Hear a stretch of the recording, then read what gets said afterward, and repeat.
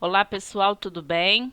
Vamos lá fazer a correção das atividades de geografia do sexto ano, da semana 2 do PET 2, né? O nosso plano de estudo tutorado. Né? Vamos ver aí o que o nosso plano de estudo trouxe nessa semana 2 para nós.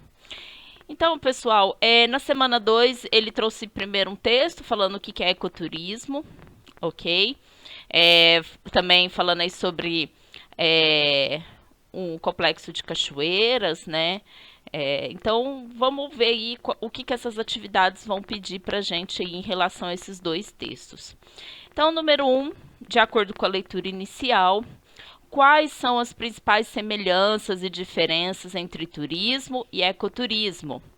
Existe alguma atividade semelhante no lugar onde você mora? Descreva.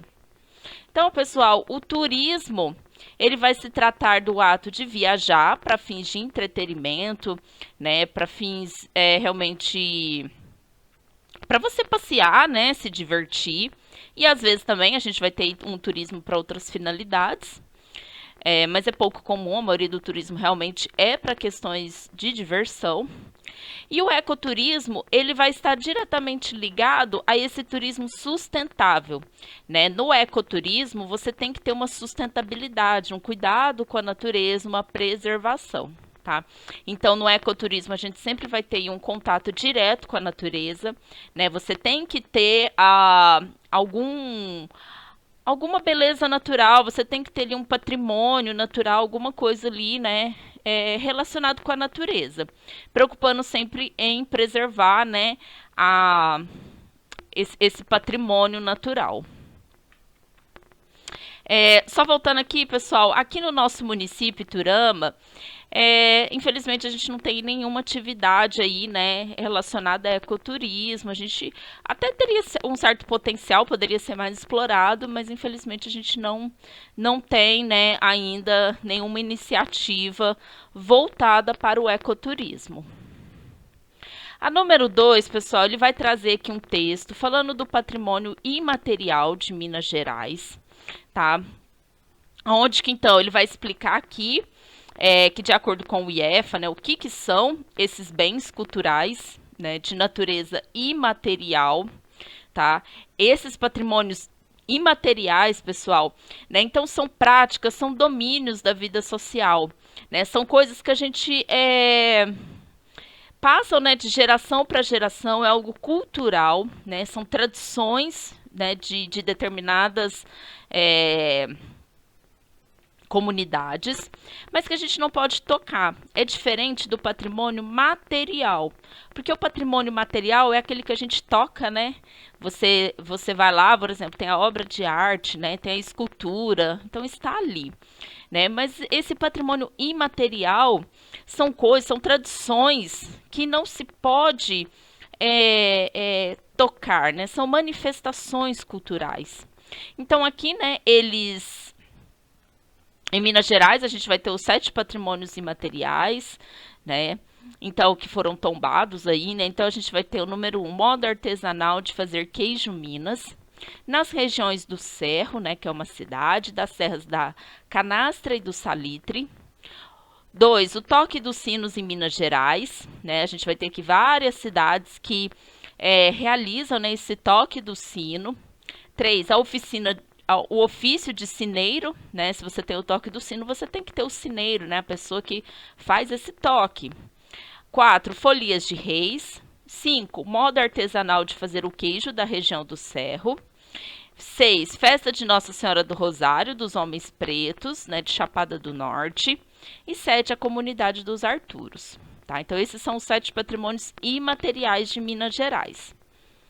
Ele pediu, né, aí, nessa questão aí, para a gente fazer o seguinte. Ele perguntou, você conhece ou participa de alguma dessas 7 atividades caracterizadas como patrimônio imaterial do nosso estado? Se sim, descreva a sua experiência. Então, essa primeira parte aqui da questão é para quem participa de uma dessas 7, né, manifestações.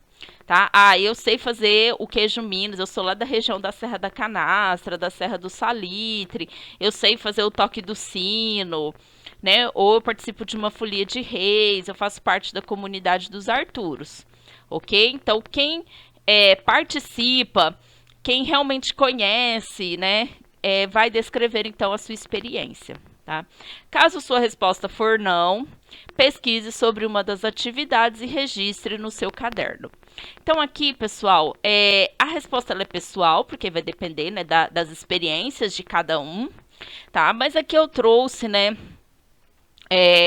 o que há folias de reis aqui no nosso município, que nós fazemos parte do Triângulo Mineiro, é muito comum a folias de reis, né? E eu acredito que aqui a maioria dos meus alunos talvez, né, possa ter participado talvez de uma folia de reis. Dos outros patrimônios é um pouco difícil porque são patrimônios de outras regiões de Minas.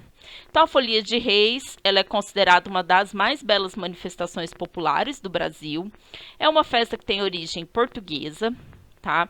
Ela vai chegar aí no país por volta do século XVIII e ela vai ser inspirada então, na tradição católica da visita dos 3 reis magos ao menino Jesus.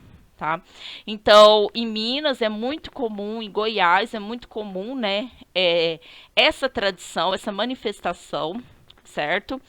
Aqui, por exemplo, no nosso município, todo ano tem, né, as festas de folias de reis, principalmente em fazendas, tá? Então, vem, né, passando de geração para geração, certo? É muito comum, né, como a gente vai ver aqui no finalzinho da questão, presente no meio rural e em pequenas cidades, tá? E ela vai acabar, então, ter pouca visibilidade aí, né? Pouca valorização aí nos meios de comunicação, né?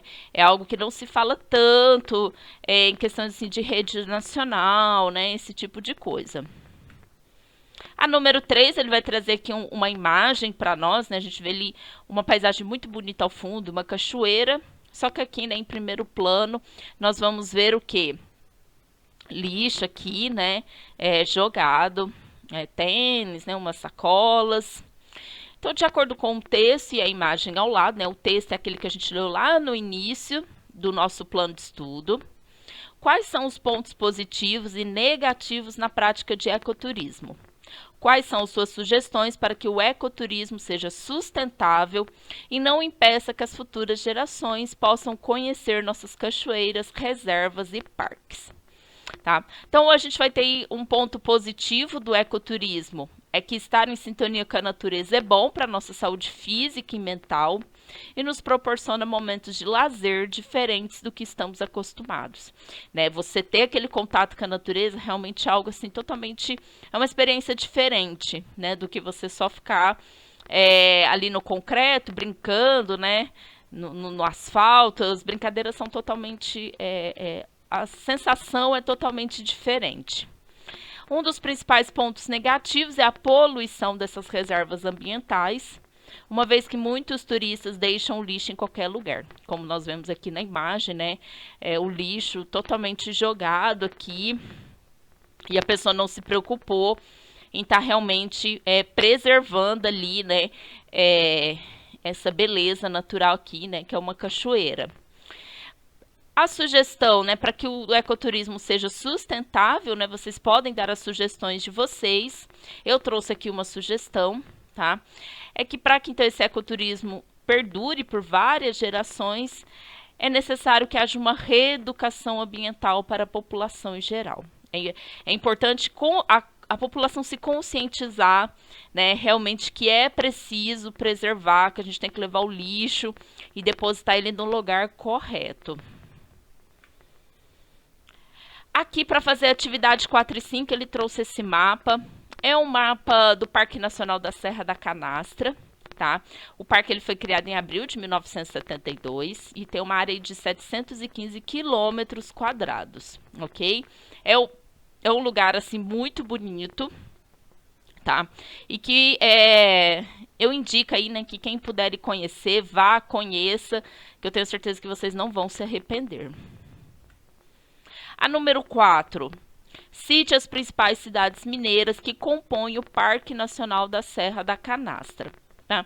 Então aqui, pessoal, eu coloquei algumas, certo?